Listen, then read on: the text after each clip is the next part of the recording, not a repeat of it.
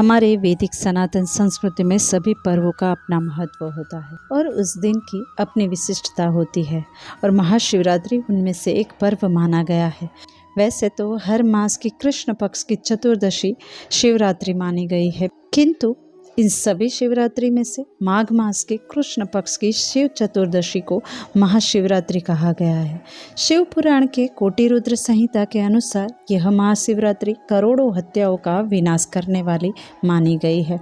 अब इसे महाशिवरात्रि क्यों कहा गया है और ऐसी इस दिन की क्या विशिष्टता है, इसे आज हम समझेंगे और जानेंगे कि महाशिवरात्रि के पर्व पर क्या करना चाहिए जिससे हम शिव जी का आशीर्वाद प्राप्त कर सके।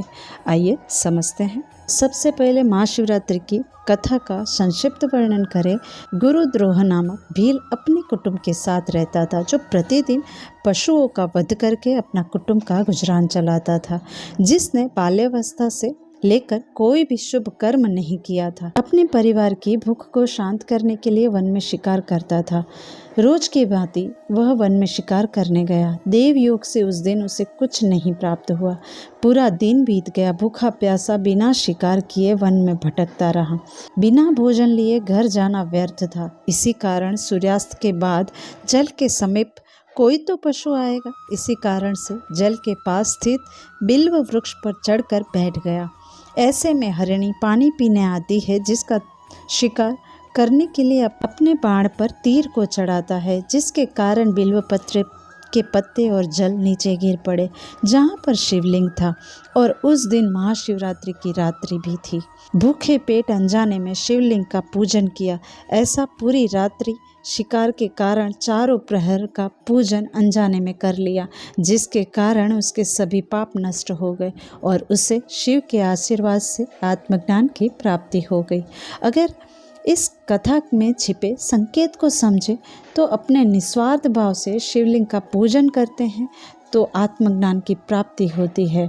यानी कि हमारे अंदर का अंधकार का आवरण दूर करने के लिए ज्ञान का प्रकाश आवश्यक है, जो सिर्फ निस्वार्थ भक्ति से ही हो सकता है। ये हुई महाशिवरात्रि की कथा, जिसका वर्णन कोटि रुद्र संहिता में हमें मिलता है। अब बात करते हैं कि शिव की रात्रि ही क्यों, दिन क्यों नहीं। इसके लिए हमें इसके पीछे के ज्योतिष विज्ञान को समझना होगा।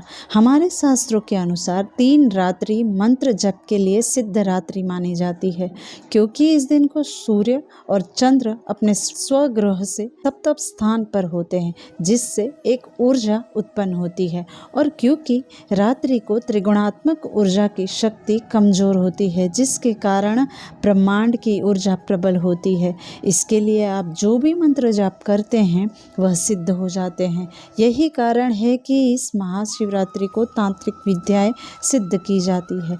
इसीलिए अगर इस रात्रि को हम सीधे बैठकर मंत्र जाप या ध्यान करते हैं तो यह सिद्ध होते हैं। अब बात करते हैं शास्त्रों के अनुसार इस दिन को क्या हुआ था, जिसके कारण सभी शिवरात्रि में से इस शिवरात्रि को महाशिवरात्रि कहा जाता है। इस दिन शिवलिंग का प्राकट्य हुआ था। विद्वेश्वर संहिता के अनुसार जो महाशिवरात्रि को दिन रात निराहार एवं अपनी इंद्रियों को वश में रखकर अपनी शक्ति के अनुसार निष्कपट भाव से शिवलिंग की पूजा करेगा, उसे 1 वर्ष तक निरंतर शिव की पूजा करने पर जो फल प्राप्त होता है वह सारा फल महाशिवरात्रि को पूजन करने से प्राप्त होता है। भगवान शिव कहते हैं कि जिस प्रकार पूर्णिमा के चंद्रमा के कारण समुद्र में भरती ओट आते हैं, उसी प्रकार महाशिवरात्रि में शिवलिंग का पूजन करने से धर्म में वृद्धि होती है। इस दिन शिवलिंग की स्थापना कर सकते हैं। जो मनुष्य शिवलिंग की पूजा अर्चना करता है वो 5 प्रकार के मुक्ति को प्राप्त कर लेता है। जो भी महाशिवरात्रि की रात्रि को जागरण करके 4 प्रहर शिवलिंग की पूजा अर्चना और कीर्तन करता है, उसके सारे पाप नष्ट हो जाते हैं। अब जानते हैं कि महाशिवरात्रि को उपवास कैसे करें। महाशिवरात्रि को पूरा दिन उपवास करना चाहिए। निर्जला उपवास भी कर सकते हैं। उपवास के साथ जप साधना करें। पूर्ण रात्रि जागरण करके शिवलिंग पर पंचामृत से अभिषेक करें। महाशिवरात्रि को रात्रि में शिवलिंग की पूजा अर्चना करने का विधान शास्त्रों में मिलता है। कुछ नहीं कर सके तो पंचाक्षरी मंत्र ओम नमः शिवाय का जाप भी कर सकते हैं, लेकिन जो भी करें निस्वार्थ और सच्चे भाव से करें। दूसरे दिन सूर्योदय के बाद सूर्य को अर्घ देकर शिव पूजा करके उपवास को खोले। यही शास्त्रोक्त विधि बताई गई है। धन्यवाद। अस्तु।